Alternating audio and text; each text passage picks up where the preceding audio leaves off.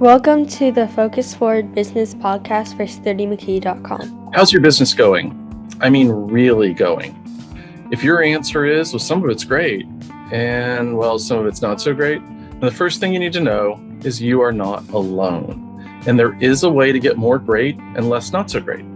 So check out the 12 Focus Forward pillars at SturdyCoaching.com. The 12 Focus Forward pillars are the structure that you need in your business to give you the time and space to pursue your business passion.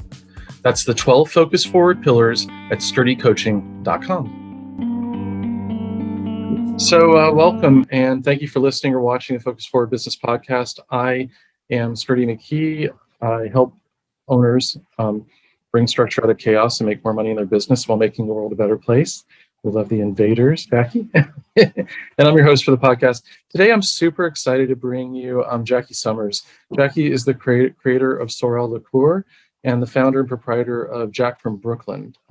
Thank you, Brooklyn. I said Brooklyn.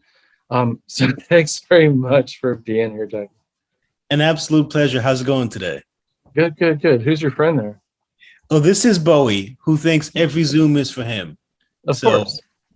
Yeah, he's kind of he's never seen a camera he didn't like. That's awesome. Well, Bowie is welcome. So will you please tell listeners a little bit more about who you are and what you do? So I am Jackie Summers. I own a company called Jack from Brooklyn, easy to remember. And I am the producer and creator of a beverage called Sorel liqueur. Cool. So, I mean, I've done some reading. I follow you on Twitter. I know a little bit about the story, but will you please share with us how you got started? What happened to make you want to start your own business? Oh, I had a cancer scare. Just about 11 years ago, my doctor found a tumor the size of a golf ball inside my spine. And he said, "You're probably going to die.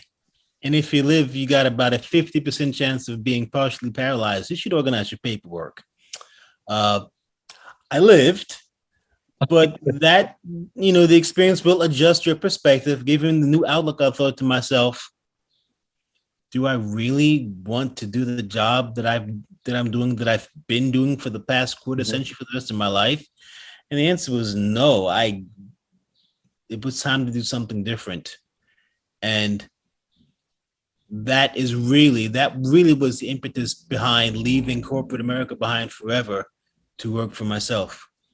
What was it about that job that you were like, that revelation that you had that you didn't want to go back to it? It lacked purpose.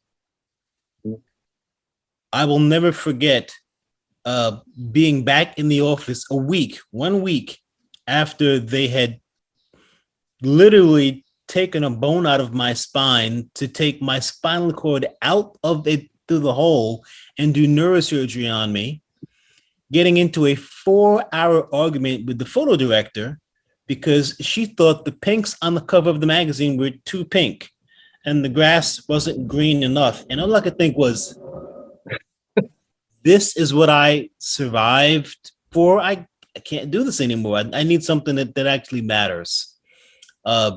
You were talking about coming back to work, lacking purpose, and then that was the impetus behind going out on your own and doing this. But why Sorel? Why this? So the beverage, which became Sorel, has been around for centuries. It's been around for at least 500 years. It starts in West Africa when they begin to import hibiscus flowers along the spice trade, and they're bringing them literally alongside bodies that are stolen from Africa. And because all of the enslaved Africans who end up in this country have to pass through the Caribbean, this drink, which was known for medicinal purposes, starts to populate in the Caribbean. It's a natural antimicrobial, it's a natural antiseptic, it's a natural diuretic, it's got more vitamin C than most citrus fruits. They start to add alcohol in it because British naval officers had a stipend of rum as part of their salary. So they would make this tea for medicinal purposes and put a little rum in it, spice it up. So every Caribbean family is familiar with this beverage. I've known it since I was a kid. I grew up with it. I had a version of it that I was making in my kitchen for friends and family for almost 20 years. And I will never forget wondering to myself why no one had ever bothered trying to bottle and sell this thing.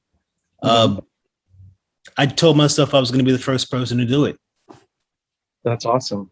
Well, and speaking of that, of being the first person, and by the way, I told a couple of my friends I wasn't familiar with Sorel, and told them, and their families are from Barbados and in the Caribbean, and they both of them were like, oh, they immediately, oh yeah, Sorel, and they all had stories and started talking about it. I mean, it just struck a nerve, right? A note, and I was like, well, cool. I need gotta know more.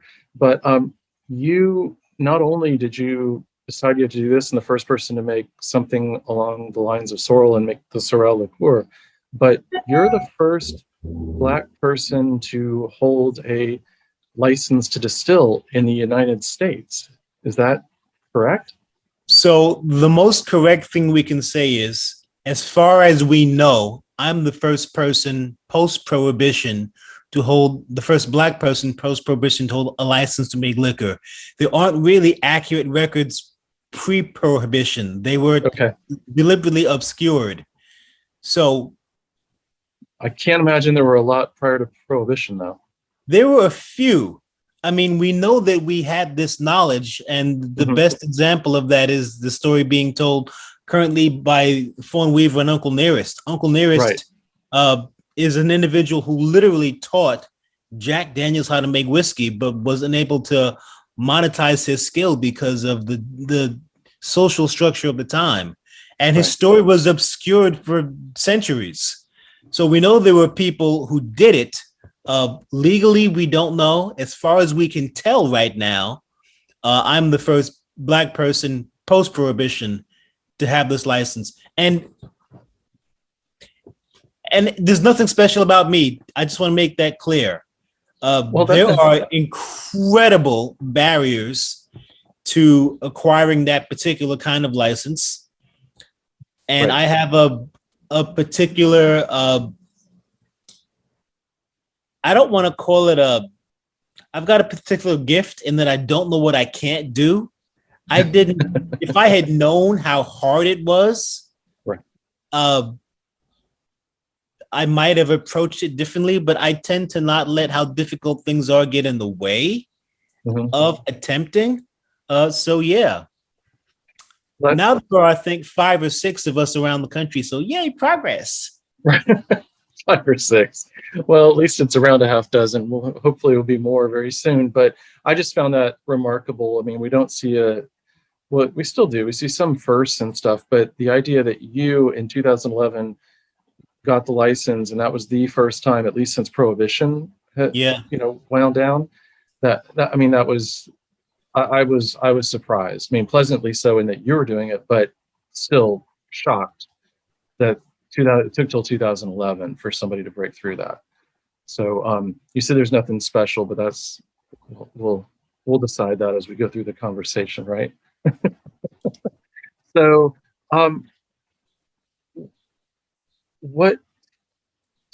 here's one question. You call yourself a blender and not a distiller. So what's the difference between what you do and what most people might be thinking that you do?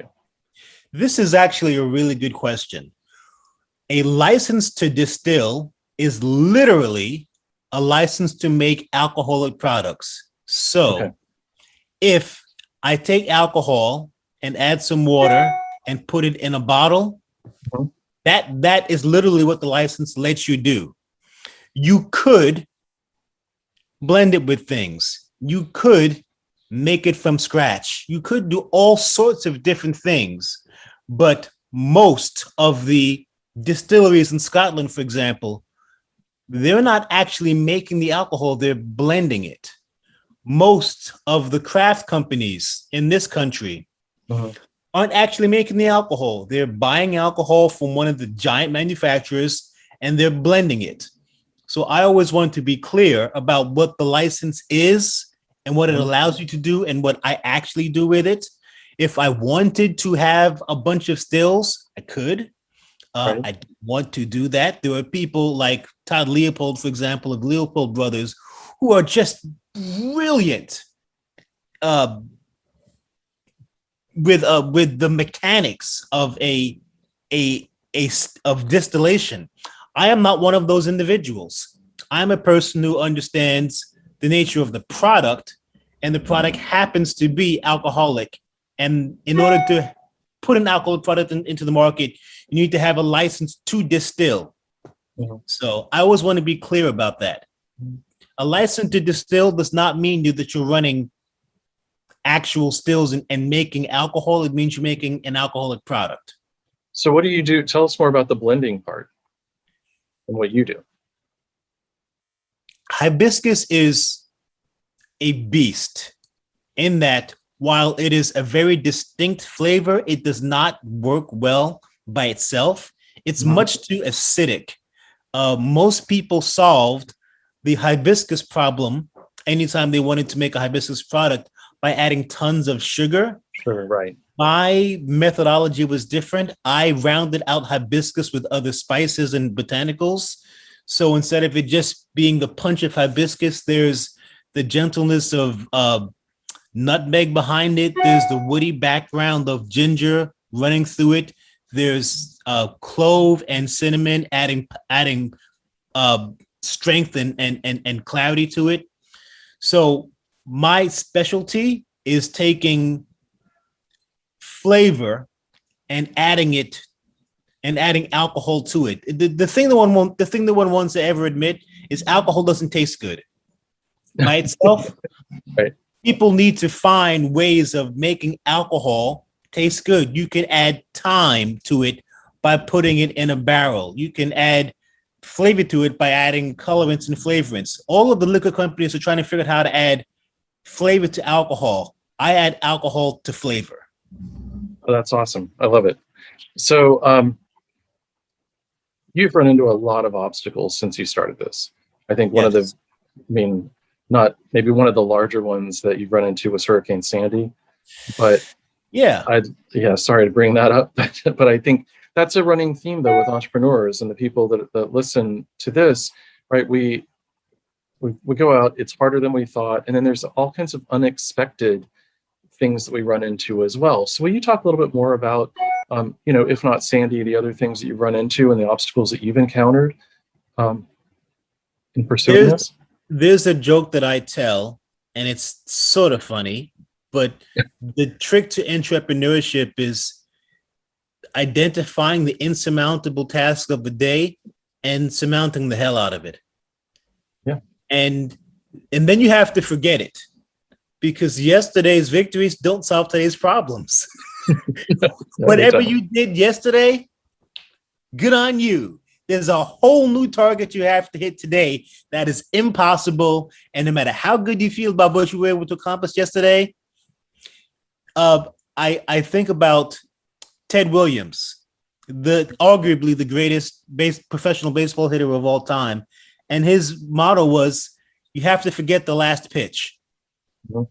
Whether you hit it, whether you missed it, whether it got by you, you have to forget whatever you just did and focus on what you're about to do. The people who are focused on either their successes or their failures that just happened aren't focused on what they need to do next. So what can you maybe share with us though a little bit more of I know some of the challenges you've had with just selling direct, because you started this company from scratch. Yeah. Right. How did you make inroads into selling? Because I also checked out, and tell me if this is accurate or not, but you were the #2 best-selling liqueur in New York City at one point, right? Right behind Saint Germain. If you were to that's go, huge. It's huge. The product really stood on its own. But how I started was literally walking door to door. You put in a lot of shoe leather. Sure. And the interesting part was no one actually believed that I was the owner back then. I would walk into retail outlets and restaurants and bars and offer them to try this product that I'd made, and they would tell me that deliveries were in the back. And I would explain that I was the owner, and they didn't really quite sink in because no one had ever seen an owner that looked like me before. And then the New York Times called it Christmas in a bottle, and I couldn't make enough of the stuff. That's awesome. So I'm glad you broke through there. But when you hit something like that, and what appears, at least from the outside, and this is one of the things we share on the podcast, is one of the dirty little secrets is all, as you brought up before, whatever problem you solved yesterday, you've got new ones today, you've got new ones tomorrow. That's part of what we signed up for. Is we're problem solvers. We come out and we do new stuff every day. But we also put forward our best foot and tell everybody how great, and we talk about all of our successes. But so most people might think that when you hit that kind of milestone of being one of the most popular liqueurs in New York City, that your cash flow problems were solved, that everything was good. So can you talk a little bit about that? I am a, what's the best way to say this? A proponent of fail up. Okay. I have heard people use the idiom failure is not an option. Failure is not only is failure an option, failure is the most likely outcome of whatever you attempt. You are going to fail. I have failed over and over and over and over and over again. And that's fine as long as you don't stop. Mm-hmm. It took me 624 versions to find a version of the recipe that became Sorel that was shelf stable. I am not a food scientist. I don't have a background in food chemistry. This thing has been around for 500 years. Around the 500th try of trying to make this into something that was shelf stable, you start to think, oh, there's a reason no one's ever done this before, because it can't be done. So I want to say that tenacity is probably the very best thing that will serve entrepreneurs. But failing up is kind of an art form. You have to figure out, yes, I just failed. What can I take from what just happened that will improve what I'm going to do the next time? And I think making that not just a pattern, but a methodology of doing the thing and finding out what you can do better and employing that, that's the definition of the scientific method. Mm-hmm. Mm-hmm. So I really believe that. Am I allowed to curse? Sure. Fuck around and find out. That's what has to happen. If you do not try things that are beyond your ability or your capacity, you will never exceed whatever it is you believe you're trying to do. You have to do things that that either can't be done or that you can't do in order to really set yourself apart from the crowd. So I'm always trying to do things that I haven't been able to do, or that no one's been able to do, and I try to push my team to do the same. If you're operating from the place of things you know that you can do, who cares? You're going to be doing the same thing everybody else is doing. Yeah. Yeah. Yeah. You cannot distinguish yourself by doing things that you know you can do and that other people know can be done. You distinguish yourself by failing until you get it right. Well, I love this idea of distinguishing yourself. Here's a kind of a quote I ripped off from Dave Rendell, who wrote The Freak Factor, but he said that excellence by its definition is a form of deviance.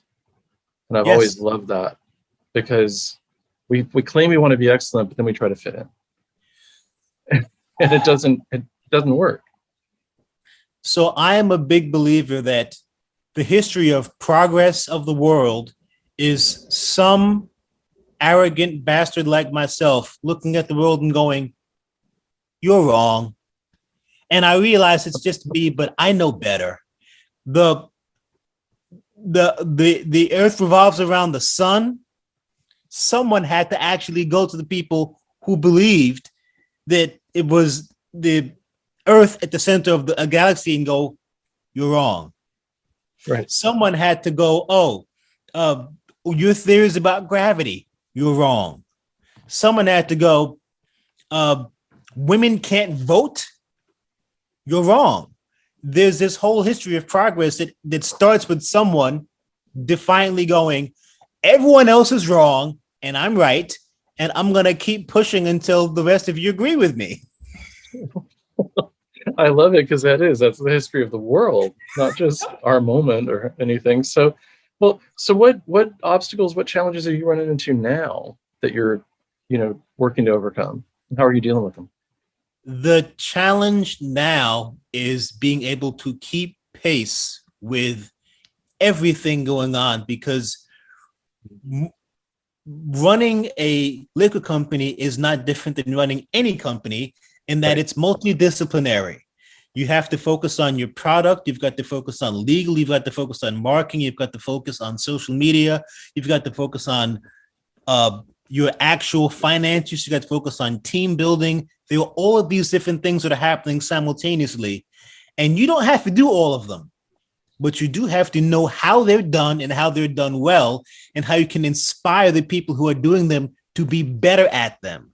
So I think the challenge for me personally right now is really trying to find what the people who are working with and for me do well, and getting out of their way and still nudging them forward to be better at the things that they already do.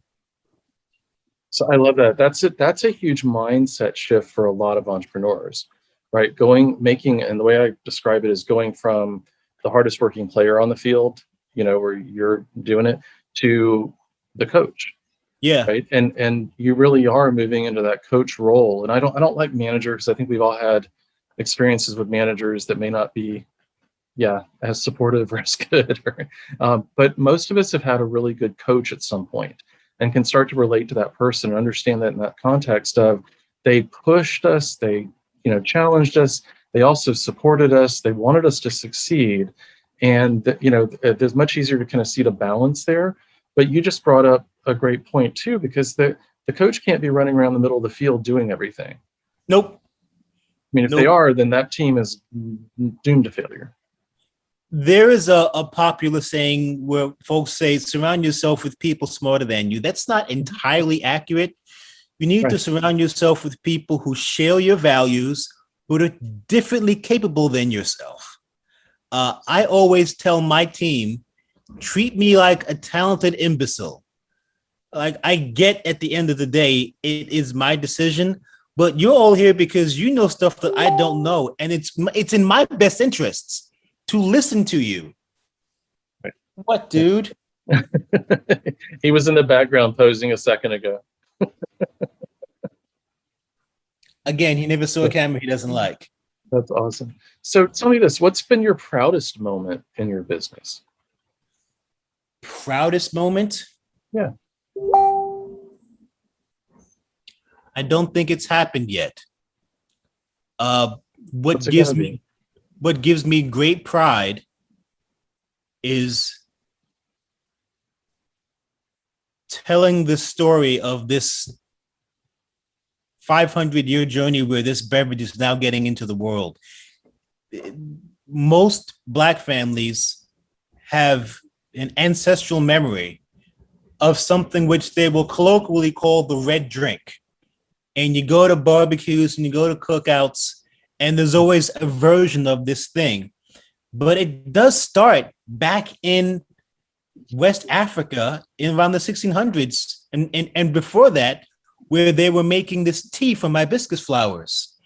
Mm-hmm. And again, the memory of this, while it's within all of us, the stories have been lost. So I'm really looking forward to helping to steward these stories back into our consciousness so people know not just what we do, but why we do it. Oh, that's so cool. Thank you for that. That's awesome. So Jackie, what's the biggest thing you've learned recently you wish you had known back 10 years ago, 11 years ago?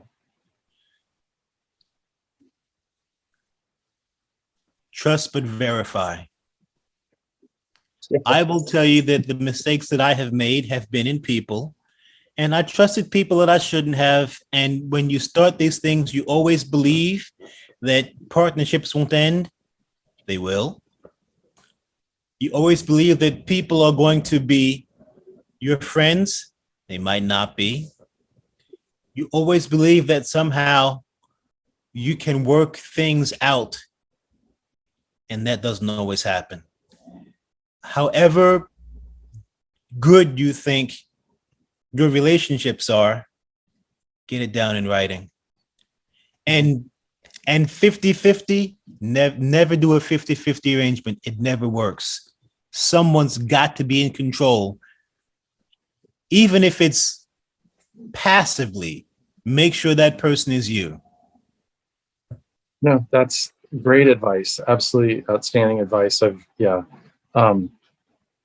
control thing is huge. Even if you're making decisions collaboratively, as a group, there's got to be somebody who's got ultimate say and veto power. Yeah, it gets bogged down. That's a great lesson. So I'm going to post links to other articles and stuff about you in the description for the podcast, because there's a bunch of good stuff out there, and people I know would be very interested in more of your story. But is there any one of those in particular that you would like me to emphasize or want people to check out? There's a great link right now in Uprocks where Fawn Weaver is talking about the Uncle Nearest Fund and how she's choosing companies she wants to work with.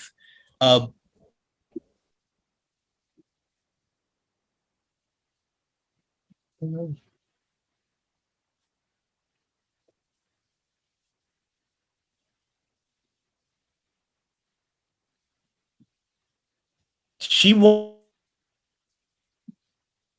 wants companies that have leadership but don't have the products, that don't have the synergy. Trying to get all three of those things is the magic formula. And I believe those are the companies that are going to figure out how to survive and how to thrive. We froze up for a second. Can you give me those three things again? So the three things that Fawn Weaver specifically is looking for are companies that have the product, the team or the leadership, and companies, I forgot what I was saying. Sorry. The three things Fawn is looking for, she's looking for companies that have the product, companies that have the leadership, and companies that have the story. It's got to be.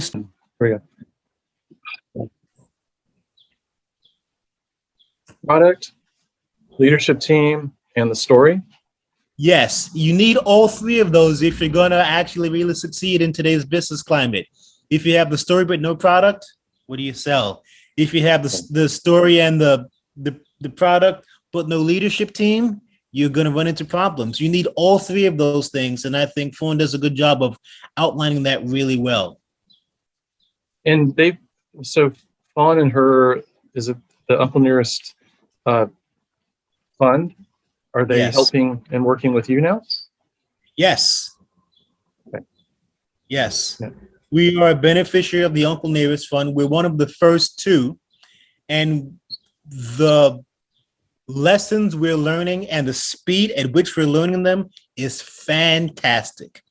I have never had to adjust this quickly, and it is the most fun I've had in business.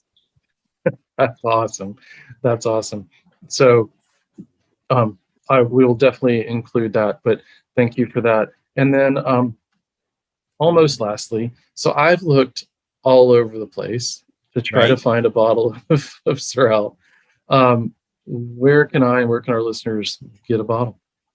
On 6/24, all that will be made clear.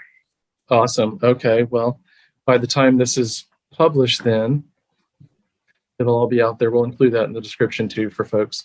Absolutely. Because I did, Jackie. I found a bottle in Kentucky, but they won't ship to California. Found a bottle in Pennsylvania. By the time this is published, it'll be available in California.